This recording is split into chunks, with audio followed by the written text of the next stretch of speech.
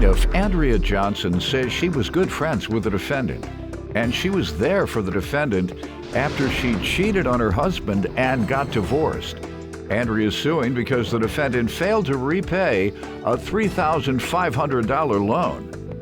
Defendant Teresa Rojas says Andrea was not there for her during the divorce, nor was she there when Teresa was the victim of an online love scam and lost $30,000.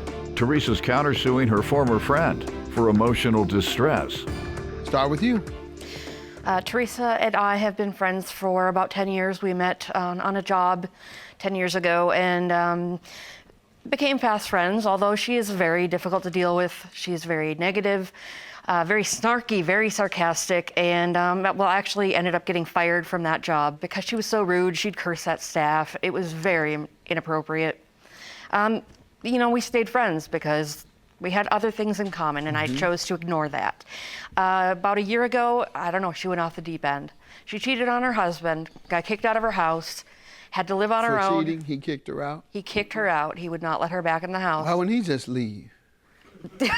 Because she's the one that... children? She's the one that cheated. They don't have children? No. Yeah, she'd have to go. Yeah. Yeah. Go ahead. Yeah. But, No offense, ma'am. But... Oh, you'll hear my story. Okay.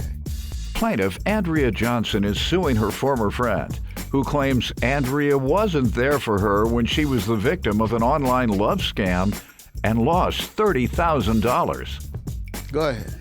Tried to be there for her, went on a vacation with her, ended up, she just kind of spiraled downward. In what way?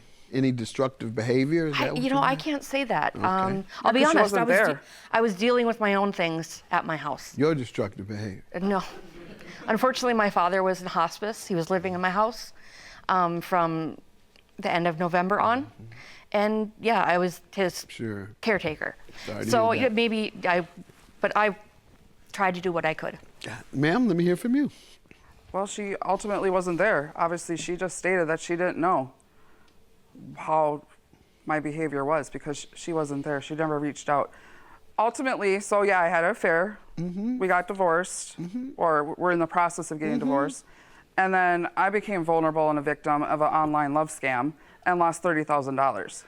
She lost my $3,500. 35. Okay. Ultimately, I lost $30,000 altogether, though. But you actually... And this is coming from a woman who would make fun of anybody else if they fell for that stupidity. I admit, yeah, I'm embarrassed by 30? it. So, 30. And you actually saw him physically at some point? No. He claimed... How do you know? You don't know. You were never there. He claimed what, ma'am? He claimed that he was in the Army, online love scam. He wanted to come home, so I sent him money, always stating that he was going to be home like that next week, wanting more money. And how long was it before he first asked you for anything? How long had you all been in communication? We're about a month online. Okay, talking. 1 month. How much? Well, it was little amounts here and there. Okay. But and did he ultimately, they defrauded my accounts. They put fake checks into my accounts. And then I would take out the money and send it back to them with like iTunes cards, I guess, because it's non-traceable money. And you would then, go ahead. That's where a lot of the $30,000 comes in, because from all the fines from some of my banks that I had. And your husband found out about all of that? Yes, and you know what? He actually wrote a statement, and we're still best friends to this day. Good. Let's see it, please. So he knows about my affair. He knows about You filed or he filed for divorce? He ended up filing, and he did not kick me out of the house. I just wanted to reiterate that she said that earlier. Well, ladies and men, you're hearing about these dating scams. This is the first person I've met that's been a victim of it. So we have an opportunity today to let some folks know how it goes down and how careful. Anything you could recommend ladies and men not do or protect themselves?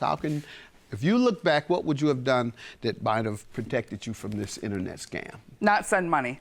Okay. Until I met him, and then, yeah, if he's going to go back. And maybe don't send other people's money. True. Stop. I know you're upset, but that is terrible. And on the other hand, I know you were out of your money. She didn't even tell me that's what the money was for. She She said it was to fix her car. Oh, you It's borrowed Came money and from her said, telling her it I was need to to fix fix your my car? I can't get to work. I'm The going to man lose had my you job. stealing from your friends. Oh no, it's worse. I told her that money was coming out of my kids' She's college right. fund. You know, I didn't tell her or other girlfriends about the online scam due to the fact I already told you that it's embarrassing to talk Yeah, about. for sure. Humiliating. But how is it humiliating if you didn't know what was happening at the time? Ma'am, just be quiet for a minute. Go ahead. It's ultimately just embarrassing It sure altogether is. that I was taken advantage of like that and I fell for it. Yep. it I feel absolutely like is. I'm way smarter than that. All right. Is there a defense to the $3,500? She asked to borrow it, obviously. When was she to repay? And did she... Within a week, I have a promissory note. that Okay, she let's see the signed. promissory note. Thank you. And she paid $0? She paid $0 for many, many months. Kept promising over and over, I'm going to get the money. She said she got a loan. I did. And then she just couldn't get off work to get the money to get it to me, which made no sense. And finally in June, yeah, she started sending little itty bits of cash. Gave me maybe $100 overall. 120, which I approve. $120 out of $3,500. It was just a little bit too late. Plaintiff Andrea Johnson is suing her former friend, who claims Andrea wasn't there for her when she was the victim of an online love scam and lost $30,000. And I'll be honest with you, ma'am, and my viewers, I don't know how they're going to take this, but it's really the first time, and perhaps since I've been encountering it one-on-one, that I've been touched by these type of situations, because some of my lifelong friends, they were for many, many years, even through their adulthood, women predators for money. Okay. And I was, as a kid, a women predator. And that's not unusual in impoverished communities. So I have gained a personal sensitivity and put my arms around it, because I guess it's almost like I woke up to the fact that what I did as a kid in that area was wrong, and that what a lot of my buddies did all the way through adulthood, probably some within the last 5 years. And you think it's cute, or you think it's funny. Man, I got $10,000. I got her to go and get me a loan for the bank for $5,000. Hey, man, you the man. Congratulating him, Right. instead of sympathizing with the woman. So I needed this, and others viewing this, we need to see this so we'll know the other side.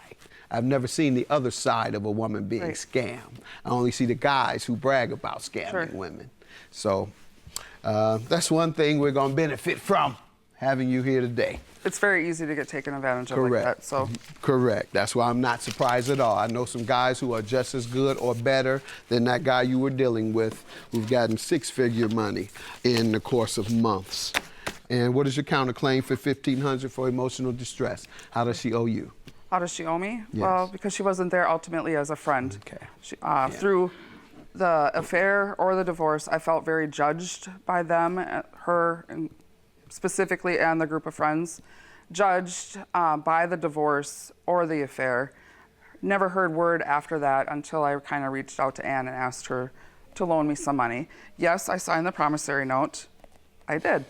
But we made a secondary agreement in June, and I've been starting to repay her back. What was that, ma'am? You didn't tell me there was another agreement. This $20 payment. Let's see it, please. How many did she make? About $100. For Your Honor? Hold on, She ma'am. talks about her emotional abandonment. Come on, she took But advantage you're of suing me. her for the money owed. You didn't mention anything about emotional distress. What did you want to say, ma'am?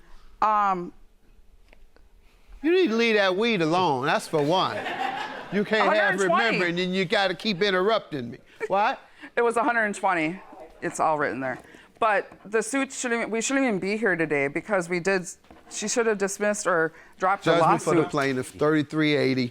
And secondly, ma'am, I can't grant you a relief for someone not being there supportive of you. So your claim is dismissed. Good luck to you, though. And I'm glad that men can see the other side right now today. You don't see the victim. That's a big part of what happens with crimes. You never see the victim or the problems that the victims endure. All you see, you commit the crime and you're gone, and you never see them anymore until they're at the sentencing and it says, yeah, give them 100 years, Judge. But other than that, you don't see the damage, the defeat, Right. all the other things, the humiliation. So thank you for showing us. I appreciate it. All right, man. Thank you, Your Honor. Wish you the best. I am sorry that everything happened to you. I just really regret being part of it and losing our friendship, but it's done, and you better pay the other person back. Continue that. Well, that's really none of your business, but ultimately, Well, I'm she's glad. still my friend. I'm glad that the story came out, and then more people can be maybe aware of online scams and being victims of that.